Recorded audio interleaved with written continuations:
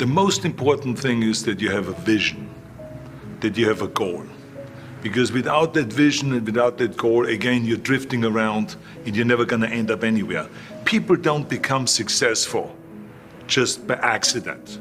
You know, I mean, maybe the guy that found gold in California and started the gold rush, but don't count on that. That's the one in a lifetime kind of a situation. So you got to really have a specific goal. And to me, to have that vision that I want to be Mr. Universe, that I want to be the greatest bodybuilder of all time, that was a great vision, and that specifically to look like Reg Park and to be up there on that stage and to lift the trophy overhead and to win the championship over and over and over again. So that was a great goal. You have to have a goal. Now, it doesn't have to be that specific goal, but it has to have some goal. This is why I always recommend to people, sit down, take your time, and start thinking about, why do you want to work out?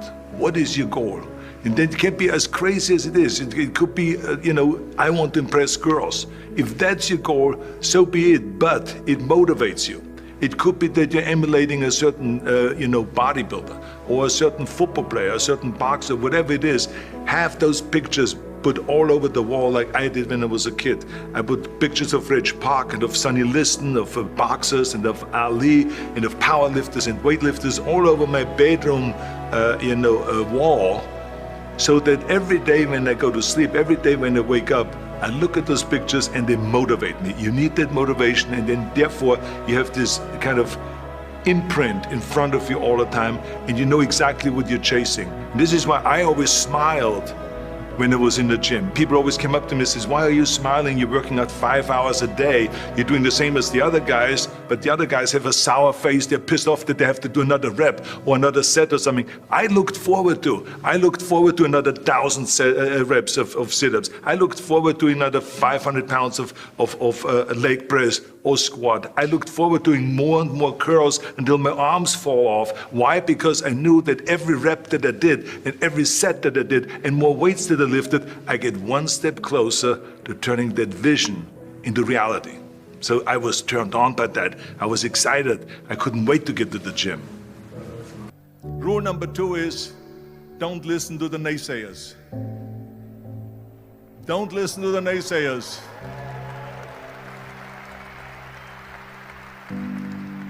Everything I ever did, the thing that I heard out of people's mouth was, that's impossible.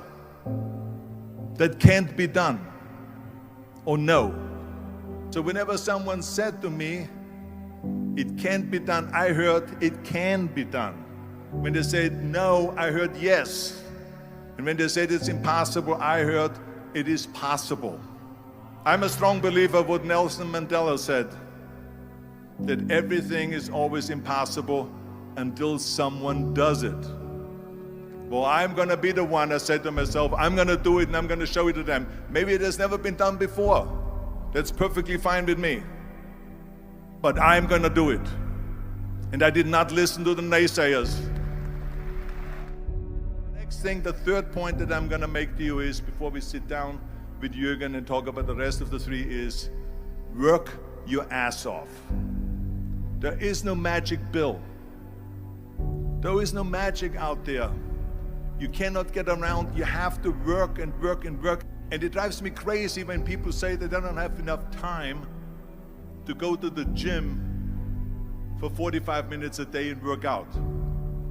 Or to do something for 45 minutes to an hour a day to improve. If it is physically improve or if it is mentally to improve.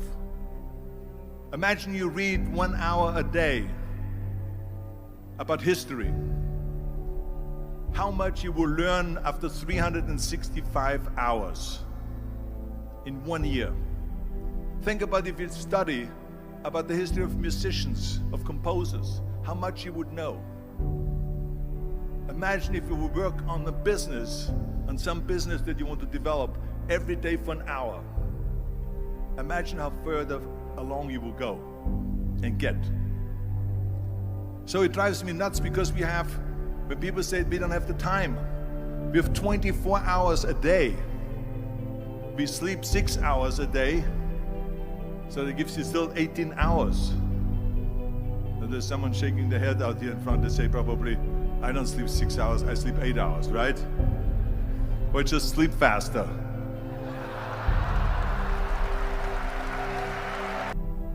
So you got to work hard. I mean, let me tell you something. When I went to America, I went to college. I went and worked out 5 hours a day.